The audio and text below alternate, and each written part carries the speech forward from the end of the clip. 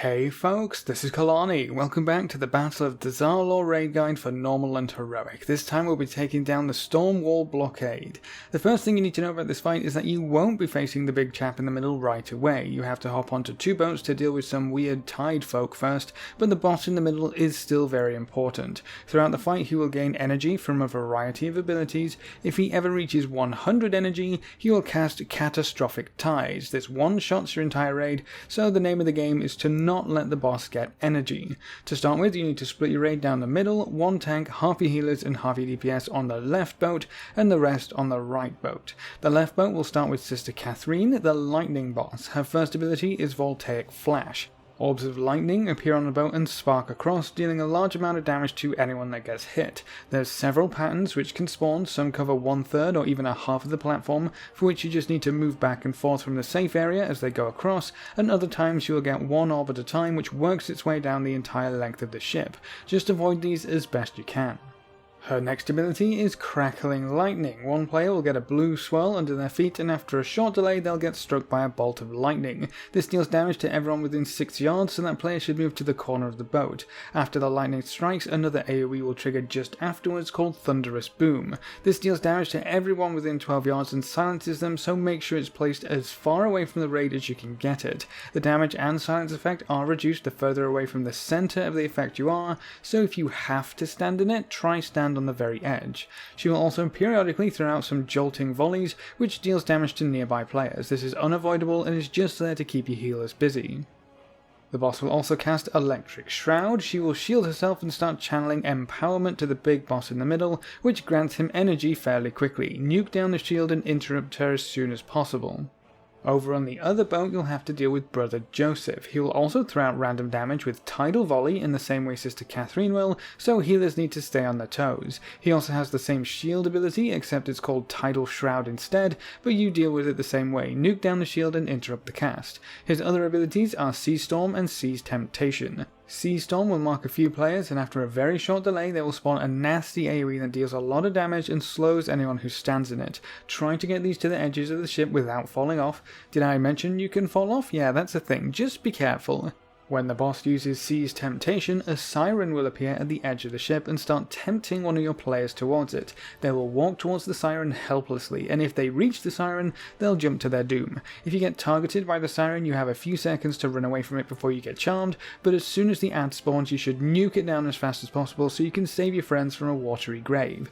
Demon Hunters can backflip back onto the ship, Warlocks can set their portals up to portal back onto the ship, and Monks can do the same with Transcendence. If push comes to shove, you can also life grip players away from the siren if they get too close, or back onto the ship if they fall off. You can also position yourself so you walk through the Sea Storm AoEs, as they will slow you down, but you will take quite a bit of damage, so make sure your healers know to keep you alive.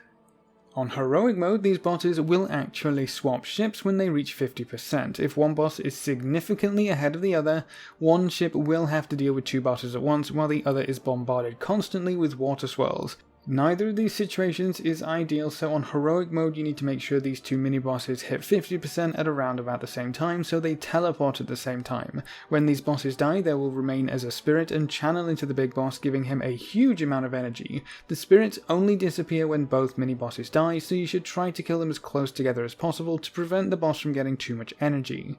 With both Katherine and Joseph dead, your raid can use the teleporters to get back to the dock, where the real fight begins. Laminaria will appear at the end of the dock and will engage you properly. If no target is in melee range, he'll start using Reaching Attack, which deals frost damage and increases frost damage taken by 25% for 8 seconds. Just make sure you have a tank in range at all times. During this phase, the boss will cast Ire of the Deep, which spawns a watery AoE circle that you need to soak. This splits damage with whoever is soaking, and you will want at least 3 people in each soak to make sure the damage isn't too crazy.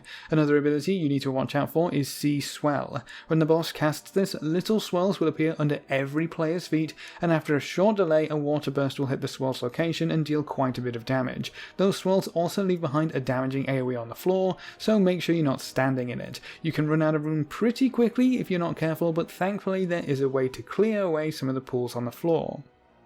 Every so often the boss will cast Storm's Wail, which gives a random player a lightning debuff. That debuff allows the player to clean up as many pools as they can run across, but when it expires you will spawn an energized Storm ad. This ad will move towards the boss, and if he gets too close he will start channeling Energizing Wake, which, surprise surprise, gives the boss energy. Because of this, you need the player with the debuff to run as far away from the boss as they can to give you as much room to kill the ad before it gets to the boss. We had a Warlock gate set up so people could clear as much as they could and then portal to the back of the room before the debuff expired. All ranged DPS should swap to this ad immediately, and having a Frost Mage to slow them down is a huge benefit. You can't crowd control them at all, so slows are all you have to work with. Whenever an ad dies, another random player will get the Storm's Wail debuff so they can clean up more AoE pools, and when it expires another ad will spawn. Again, try to spawn the ads as far away from the boss as you can, and this just goes round and round and round until the boss is dead. The boss will cast this repeatedly as the fight continues though, so you start with 1 ad being passed around, then 2, then 3, and at that point you're probably not going to be able to kill them all before the boss gets to 100 energy, so you're gonna die. Make sure you're focusing them down as best you can, but this fight is a pretty intense DPS race right now. On heroic mode, whenever you kill an ad, it won't randomly apply the debuff to someone else, instead it will drop an energized remnant. While this orb is on the floor, it will deal raid-wide damage and apply a debuff which increases nature damage everyone takes, which stacks every time the orb pulses. You can leave this on the floor for a few pulses if you need a breather between ads, but when you're ready to pick it up again, just have one player run over the orb, they'll get the Storm's Wail debuff, be able to clear up more pools and then drop off the ad again. This actually made the ability a bit easier because we could have someone with high mobility pick up the orb every single time and clear the entire area before dropping off the ad. The last ability can actually help with these ads though. All of the boss's melee attacks will apply Kelp Wrapping, which deals damage over time and reduces movement speed. When this debuff is dispelled, all nearby creatures will take 10% increased damage, which increases based on the number of stacks of Kelp Wrapping that was dispelled. You want to tank swap whenever an ad pops up, and the tank with the Kelp debuff needs to run over to where the ad is and get dispelled right next to it. That will give the ad the damage increase debuff so your DPS can go ham on it. For this phase we had 4 stack points for both the melee and the ranged. We all stacked up on the leftmost marker, then moved to the next marker whenever Sea Swell came up. This made sure we didn't run out of space, and when a player was clearing the pools they could clean up every single one very quickly. Just make sure a few people run out to soak Ire of the Deep Puddles to keep your raid damage down, and we also saved Lust for the start of phase 2 when we could get as much damage on the boss as possible. You're really racing against the clock on this one. 1 ad isn't too bad, 2 ads is manageable, but 3 ads starts to get out of control. But that's what you should need to take down the Stormwall Blockade on normal and heroic. Stay tuned for more boss guides to help you conquer the Battle of Dazar'alor.